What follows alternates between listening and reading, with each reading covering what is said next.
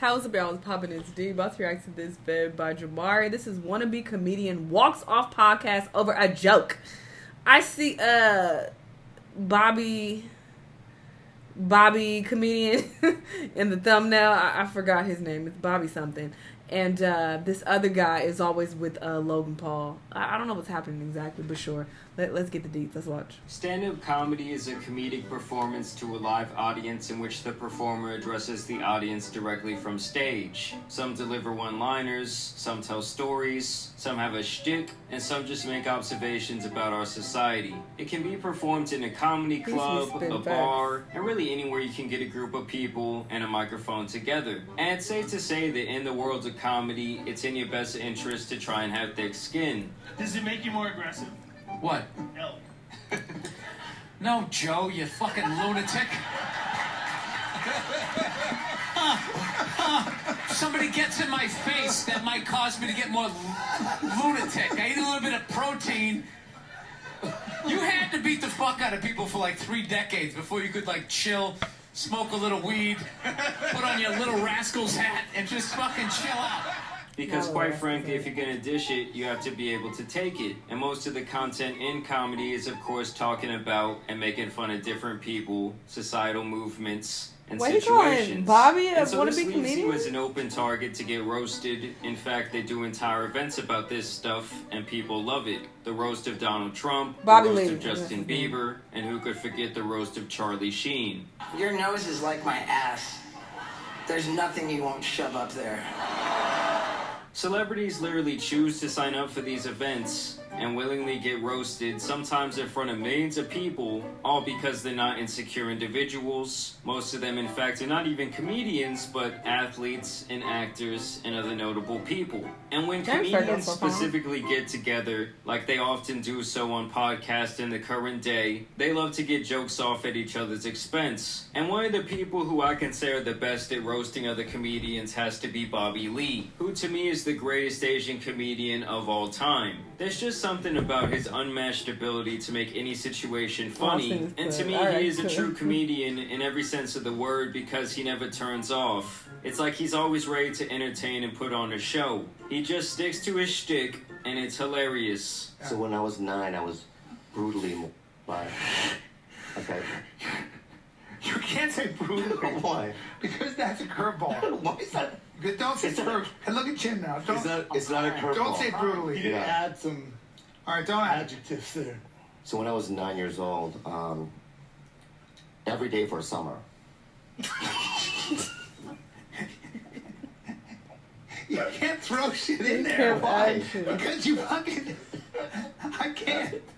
And so recently Bobby went on Logan Paul's podcast, and for those of you that don't ever watch Impulsive, it consists of Logan, Mike, and the third microphone that has changed over time, with it now being this guy named Curious George. He came around, I would say, almost 2 years ago now, and has managed to stick around longer than any third mic they've ever had. And somewhere along the lines of working on this podcast, he was encouraged heavily to pursue stand-up comedy. Personally, I think this was the worst decision for him, because ever since he started this comedy pursuit, he makes some of the most I had no idea that he was trying to be a comedian. I saw him on the Sidemen video, and I just thought he hung around Logan Paul all the time. I didn't know he was actually trying to be funny, because he wasn't funny. And unfunny comments on the show that almost always get sympathy laughs from his friends. No, there's gay guys like, I don't like sucking dick. It's not a gay thing. Some people just don't like sucking dick. Now turn around and know the wisdom I give you. But leave the audience at home cringing. Again, here's your partner. He's the newest. You might want to give him his 2-week notice. And overall, I see him more as a theater kid than a comedian. But it all came to a head when him and veteran comedian Bobby Lee met up on this fatal day. And as a way to kind of say welcome to the game, he was throwing some light verbal jabs at Curious George, who Bobby obviously knows is trying to make a name in the comedy game. Bro, let me just say something. I'm warning you right now. Don't fucking touch me. Okay. I'm a fucking celebrity. Bro, look at my MDB. Anyway, I'm kidding. You can touch me. Is that your girlfriend? You know, it's so weird.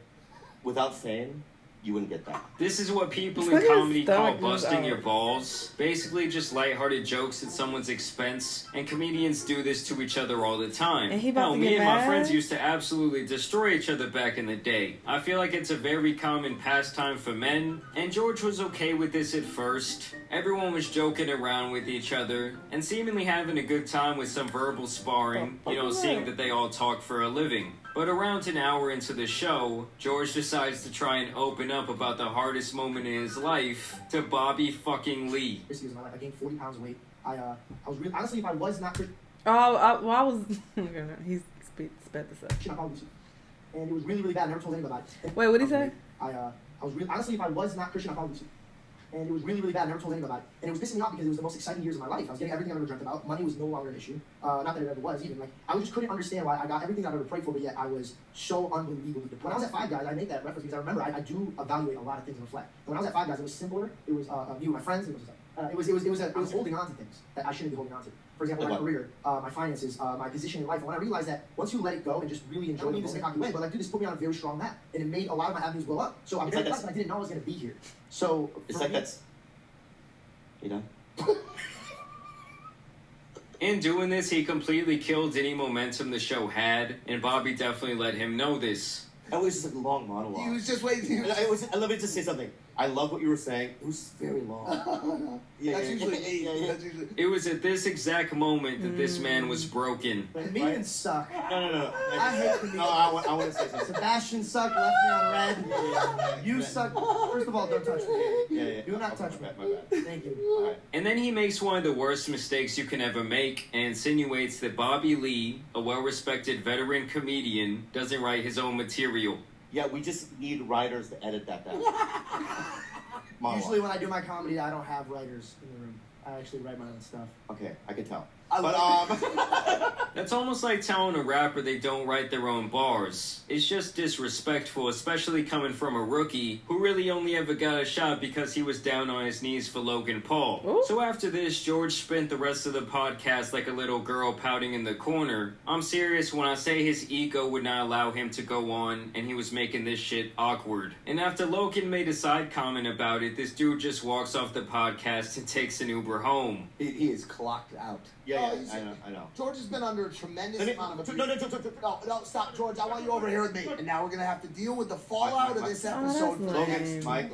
Thoughts? And Logan's probably sitting there thinking, dude, you're supposed to be the comedian on the show. Stop being such a bitch and taking everything so personal when everyone is joking around. You try to have a heart-to-heart with a man who uses humor to guise every tragic event that's ever happened in his life. People know exactly who Bobby Lee is. It's well documented that he does this shit every time he goes on someone's podcast. He always and wearing at these the end of the extra day, it's medium really all shirts. for entertainment. I'm telling you guys, Bill Burr or Patrice O'Neal would have had him crying in the fetal position 10 minutes in. And honestly, Bobby really didn't even go that hard on him. He was really just trying to welcome him to the game. George should have really just roasted back, but instead he mustered up the comedy of a third grader, throwing Bobby's keys, stealing his license, saying he doesn't write his own stuff. Charm and soft, my guy. But I guess what can you expect from a holier-than-thou Christian comedian? And to make matters even worse, when he talked about this incident a week later, he was doing an okay job of taking accountability for getting emotional and unprofessional.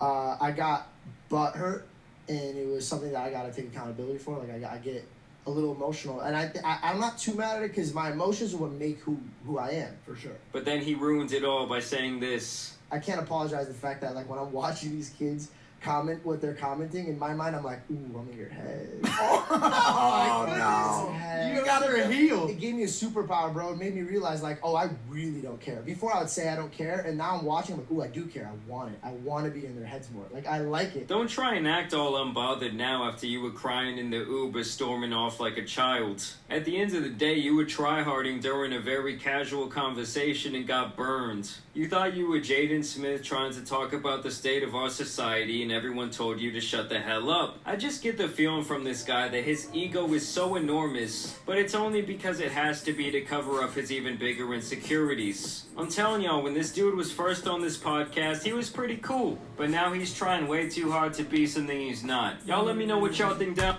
Yeah, this was really lame. And honestly, I was expecting Bobby to say something way worse than that. When he was talking about, him wanting to off himself and being really depressed, I was like, oh shit.